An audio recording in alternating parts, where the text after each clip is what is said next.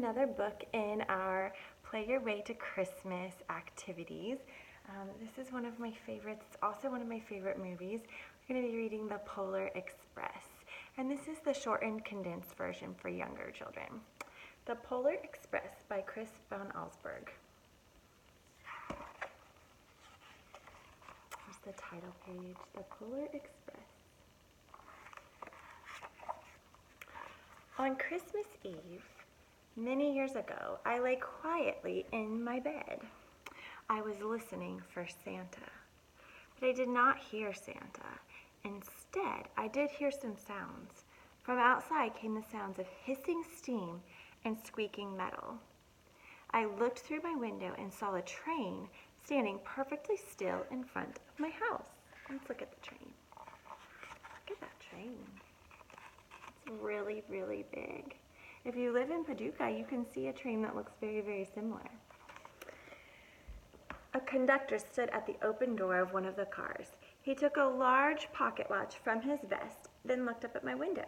I put on my slippers and robe and tiptoed downstairs and out the door. So he had his pajamas on, just like I have my pajamas on. "All aboard," the conductor cried out. I ran up to him. "Well," he said, "are you coming?" "Where?" I asked. "Why, to the North Pole, of course," was his answer. "This is the Polar Express." I took his outstretched hand and he pulled me aboard.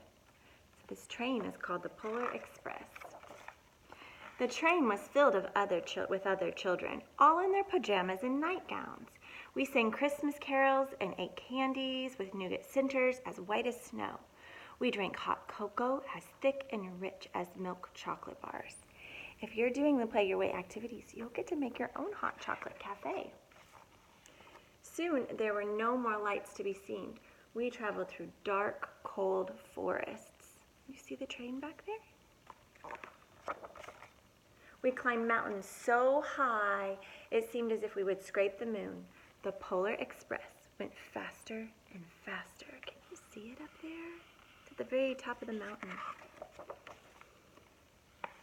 Soon the lights appeared in the distance. "There," said the conductor, "is the North Pole." And I don't know if you can see really far away. You see those lights with the smoke coming out of the chimneys? The North Pole. It was a huge city standing alone at the top of the world, filled with factories where every Christmas toy was made. At first, we saw no elves. "They are gathering at the center of the city," the conductor told us. "That is where Santa will give the first gift of Christmas." "Who receives the first gift?" we all asked. The conductor answered, "He will choose one of you." When the Polar Express could go no further, we stopped and the conductor led us outside. Look at all the hundreds of elves. Those are all elves standing in the streets as far as you can see. Across the circle, the elves moved apart and Santa appeared. He marched over to us and pointing to me said, "Let's have this fellow here." He jumped into his sleigh. The conductor handed me up. I sat on Santa's knee and he asked, "Now, what would you like for Christmas?" You see all the elves standing back here and there's Santa? I knew that I could have any gift that I wanted. But the thing I wanted most for Christmas was not inside of Santa's giant bag. What I wanted more than anything was one silver bell from Santa's sleigh. When I asked, Santa smiled. Then he gave me a hug and told an elf to cut a bell from the reindeer's harness. The elf tossed it up to Santa. He stood holding the bell high above him and called out, "The first gift of Christmas!" He's got it in his hand.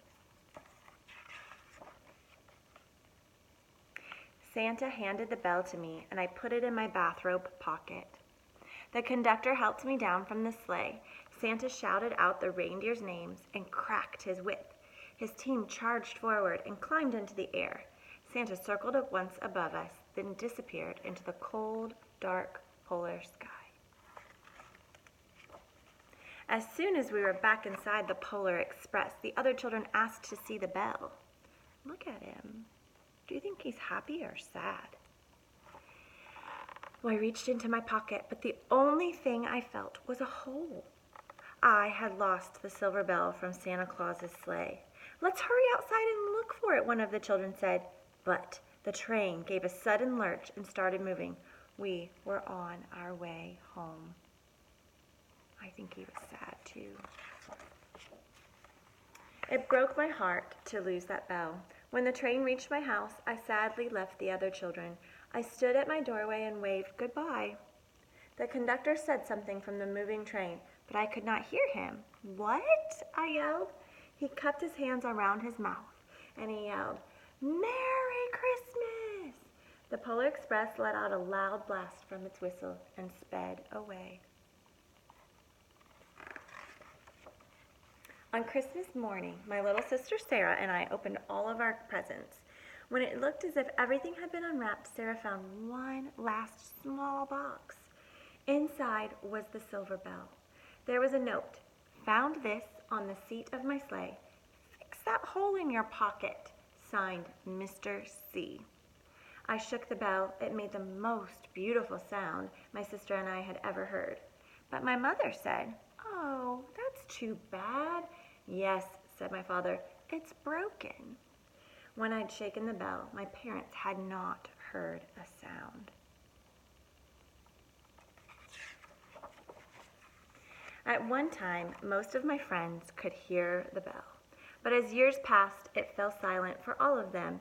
Even Sarah found one Christmas that she could no longer hear its sweet sound.